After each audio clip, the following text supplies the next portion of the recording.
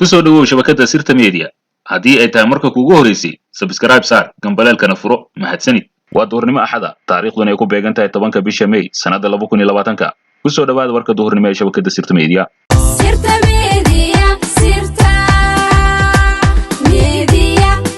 Sirta Media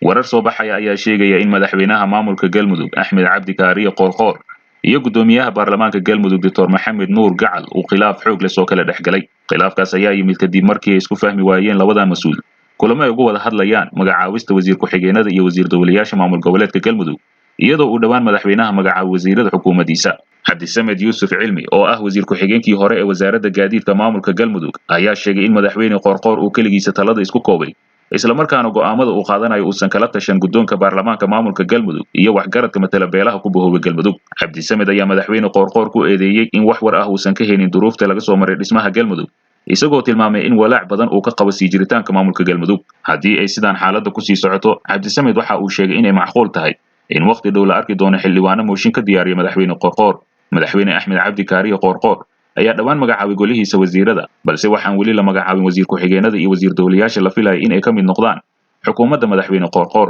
sidoo kale madaxweynaha ayaa lagu eedeeyay in soo magacaabida wasiirada cusub uusan wax la tashi ah kala sameyn waxgaradka iyo guddoonka golaha sharci dejinta maamulka taas oo la sheegay in ay aas-aas u tahay khilaafka soo kala dhexgalay madaxweyne Qoorqoor iyo gudoomiye Gacal dhanka kale madaxweynaha dowlad goboleedka Puntland Saciid Cabdullaahi Dani ayaa faahfaahin ka bixiyay wadahadal uu la yeeshay dhigiisa maamulka Galmudug Axmed Cabdi Kaariye Qoorqoor Saciid Dani ayaa sheegay in ay ka wada hadleen isaga iyo madaxweyne Qoorqoor sidii wadajir loogu shaqayn lahaa arrimaha amniga magaalada Gaalkacyo ee caasimadda gobolka Mudug sidoo kale wuxuu tilmaamay in ay isla soo qaadeen xalinta xiisadaha beeleed ee ku soo laalaabtay deegaano ka tirsan goboladaasi madaxweyne Qoorqoor waxa ayna ka wada hadleen xasiloonida gobolka Mudug waxa aan balan qaadnay inaan xakamayno dhankeena waa in laga gudbaa aanada iyo aarsiga oo ah dhibaatada ugu weyn ee abuurta xasilooni darada oo iyadana sababto colaad waxa aan ognahay in dadka ay ku jiraan shakhsiyaad aan nabad rabin balse waa in gacan adag lagu qabtaa ayuu yiri madaxweynaha Puntland Saciid Cabdullaahi Dani sidoo kale wuxuu baaq u diray waxgaradka gobolka Mudug isagoo ka dalbaday inay kala shaqeeyaan sidii loo xalin lahaa xiisadaha ka jira gobolkaasi ugu dambeyntii madaxweyne Dani ayaa ugu mahadceliyay madaxweynihii hore ee Galmudug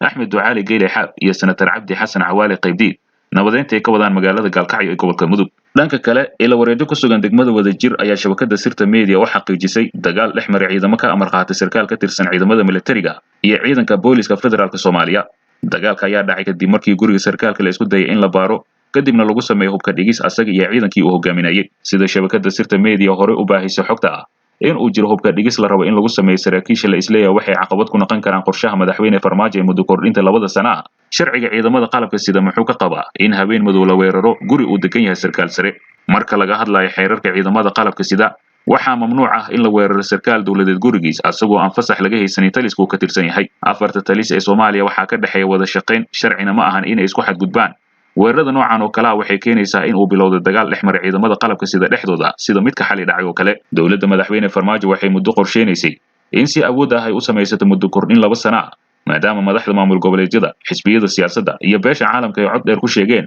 in aan la aqbali karin in doorashada dib waqtigeeda looga dhigo hay'adaha amniga federaalka Soomaaliya ayagoo fududeynaya qabsoomida dhaqangalka qorshaha madaxweyne Farmaajo ee muddo kordhinta 2 sano ah waxay bilaabeen inay hoobiyaal ku garaacaan wakiilada beesha caalamka ee degan xarunta Xalane si ay beesha caalamka uga cararaan magaalada Muqdisho isla markaana ay meesha ugu baxdo xog ogaalnimadooda sidoo kale hay'adaha amniga federaalka waxay magaalada Muqdisho ka bilaabeen in ay baaraan guryaha ay ku tuhmayaan in uu yaalo hubka amaba uu ku sugan yahay sarkaal saameyn leh siday u baabi'iyaan awood ka hortimaada markay ku dhawaaqaan muddo kordhinta aan sharciga ahayn dhanka kale laba ka tirsan senatarada aqalka sare ee baarlamaanka ayaa maanta laga reebay diyaarad ku socotay magaalada Kismaayo iyagoo qorshahooda ahaa sida ay sheegeen in ay ka qayb galaan aaska wasiirkii waxbarashada Jubbaland Macallin Maxamed Ibraahim oo dhawaan geeriyooday Cabdullaahi Sheekh Ismaaciil Fartaag iyo Iftiin Xasan Baasto ayaa labaduba laga dejiyay diyaarad ku socotay magaalada Kismaayo sida uu saxaafadda u sheegay Cabdullaahi Fartaag diyaaradiisa dimeedka wasiirka ayaa soo martay Itoobiya waxayna maanta ka soo degtay magaalada Muqdisho kahor intaan loo qaadin magaalada Kismaayo wuxuuna ka mid ahaa tiro dad ah oo Kismaayo ugu socday ka qaybgalka aaska loo sameeyay wasiirka markii aan garoonka tagnay ee nala saaray diyaaradii ayuu sarkaal nabad sugidda amar ku bixiyay in diyaaradda la damiyo soona deegaan dadkii saarnaa diyaaradda ayuu Cabdullaahi Fartaag u sheegay mid ka mid ah warbaahinta maxalliga sidoo kale senatarka wuxuu cod dheer ku sheegay cidda ka dambaysa xayiraadda la saaray sidoo kalena wuxuu ka dhawaajiyay in howlwadeennada diyaaradda loo sheegay in aysan diyaaradda dhoofi karin haddii aan laga reebin labadooda Fartaag wuxuu saxaafadda sidoo kale u sheegay in amarka looga reebo diyaaradda uu ka yimid wasiirka duulista iyo hawada xukuumadda Soomaaliya iyo sidoo kale hay'adda nabad sugidda ee NISA. ugu dambeyntii wuxuu nasiib darro ku tilmaamay in dowladda ay waqti ku bixiso siyaasi mucaarad ah oo aas u socday. intaas waxay ahaayeen wararkii ugu dambeeyay ee ilaa haatan ina soo gaaray. haddii ay ku dhaafeen wararkeena hore ee xiisaha lahaa, dib u dhegeysa ayagoo rogaal celisa. Sirta Media, Sirta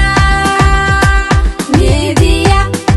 Sirta Media. Media, Media.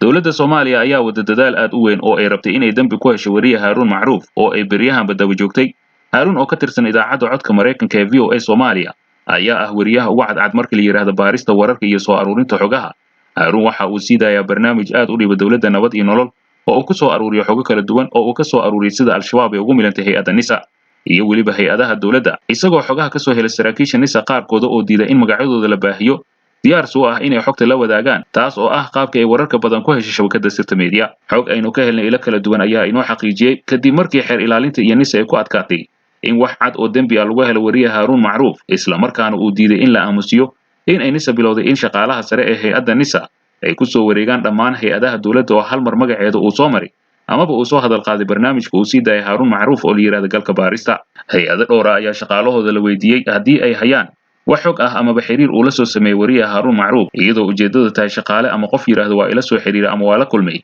si loo horkeeno xeer ilaalinta si ay ugu hor akhriyaan qoraale ay NISA u diyaarin doonto si dacwad loogu oogo wariyaha. dadaalada indha la'aanta ah oo ay NISA wadda intaa kuma eka. waxaa kaloo shabakadda Sirta Media loo xaqiijiyay in dowladda ay waddo waxa loo yaqaan hanjabaadda ah in qaar ka mid ah dadka hore uga soo goostay Al-Shabaab in ay hay'adda NISA u sameysay ballanqaadyo lacageed si ay uga been abuuraan in ay jirto wada shaqayn gaar ah iyo xog isdhaafsi ka dhaxaysay iyaga hadda soo goostay iyo wariye Haaruun Macruuf markii Al-Shabaab ka tirsanayeen. laakiin dowladda nabad iyo nolol waxay fahmi la'dahay in wariye uu koox ku dhex yeesho Al-Shabaab si uu xog uga soo helo ma ahan wax la biciidsan karo, waayo warbaare si kastoo telefoonkiisa looga helaana dacwadda waxba ku kordhin mayso. sidoo kale dowladda waxay shaqada ka eriday saraakiil ka tirsaneed NISA kadib markii ay ku eedeeyeen inay la hadleen wariye Haaruun Macruuf oo ay u sheegeen tacadiyada ay NISA samayso. saraakiisha laga eriyay NISA kadibna loogu hanjabay in ciidanka oo dhan laga saari doono waxaa ka mid ah taliyihii NISA ee gobolka Banaadir oo dalka isaga baxsaday kadib markii loogu hanjabay inuu naftiisa waayi doono haddii uu tacaddi dambe oo uu goobjoog ka hadlo. weli intaasi kuma eka dadaalka ay ku doonayso dowladda in ay Haaruun Macruuf dambi ugu abaabusho ee waxaa warar kale oo la helay ay sheegayaan in xubno Al-Shabaab ah oo hadda xabsiga ku jira loo ballan qaaday in xabsiga laga qafiifin doono amaba laga sii dayn doono ciidanka NISA ama booliska oo ay raggii ka sii horeeyay joogaana loo qori doono haddii ay ka qayb qaataan markhaati beenaad loo abuurayo wariye Haaruun Macruuf. isku soo duub waxaa xamar ka socda dadaal kasta oo Haaruun Macruuf looga dhigi karo in uu yahay nin Al-Shabaab la shaqeeya, iyadoo uu yahay ninka Al-Shabaab ka sheegay xog badan oo shacabka Soomaaliyeed iyo qaranka Soomaaliyeedna daacad u ah. Haaruun waa run inuu magaalada Muqdisho waxyaabo badan oo xun ka sheegi jiray oo dad badan ay u aqoonsanaayeen in uusan magaalada xaqiiqda siinin. hase yeeshee wararkii iyo xogtu Al-Shabaab ka soo helay iyo sida ay nabad iyo nolol ugu dhex milmeen ma ahan wax la inkiri karo. NISA oo keliya ma ahan ee dhammaan hay'adaha dowladda waxaa lagu talaalay unugyo Al-Shabaab ah, taasoo adkeynaysa in Al-Shabaab iyo fikirka ay ku shaqaysa Soomaaliya laga ciribtiro. haddii lagu socdo waddadan hadda la haayo waxayna u baahan tahay in la helo madax la timaada talatan ka wanaagsan oo dalkan burbur hor leh oo daba dheeraada ka badbaadin karta. dhanka kale lacag dhan 1.5 milyan oo dollarka Mareykanka ah oo bartamihii bishii May sanadii 2018 ay ku deeqday dowladda Shiinaha si wax loogu qabto fatahaadaha webiga Shabeelle ayaa baaritaan ay samaysay shabakadda Sirta Media waxay ku soo ogaatay in lacagahaasi aysan gaarin halkii loogu talagalay. lacagta uu safiirka Shiinaha ee Soomaaliya Qin Jian uu ku wareejiyay wasiirka wasaaradda arrimaha dibadda Soomaaliya Mudane Axmed Ciise Cabad si wax loogu qabto fatahaadaha webiga Shabeelle uu ka sameeyay magaalada Beledweyne. haddaba lacagtaasi halkee ayay martay? bahda warbaahinta oo xiriiro kala duwan la samaysay madaxda guddiga gurmadka fatahaadaha Beledweyne, mas'uuliyiin ka tirsan Hirshabeelle iyo madax kale oo ka tirsan dowladda federaalka. guddiga gurmadka fatahaadaha Beledweyne waxay sheegeen in lacagtaasi 1.5 milyan oo dollarka Mareykanka ah ee Shiinaha ku deeqay aysan soo gaarin magaalada Beledweyne isla markaana wax xog ah aysan ka helin halkay martay. madax sare oo ka tirsan Hirshabeelle oo ka cudur daartay in magacyadooda la shaaciyay ayaa u sheegay bahda warbaahinta in lacagahaasi loo isticmaalay wax ka bedelan ujeedkii uu dowladda Shiinaha ugu deeqay dowladda federaalka. guud ahaan intaa ayaynu ku soo gabagabeynaynaa warbixinadii aad kala socoteen shabakadda Sirta Media. wixii warar dheeraad ah ama sirro qarsoon oo soo kordha waxaad si rasmi ah ugu heli kartaa shabakadda Sirta Media. Sirta Media, Sirta Media, Sirta Media. Media, Media. adigoon wareerin warar sugan oo xaqiiqa waxaad ka helaysaan waa Sirta Media. ka dhigo wehelka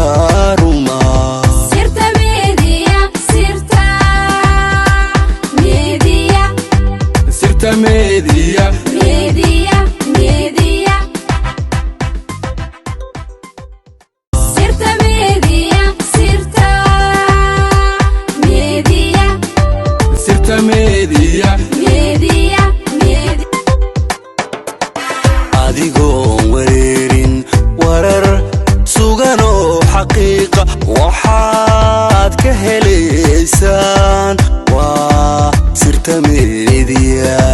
ka dhigo sirta meediya meediya adigoon wareerin warar sugan oo xaqiiqa waxaad ka helaysaan waa sirta meediya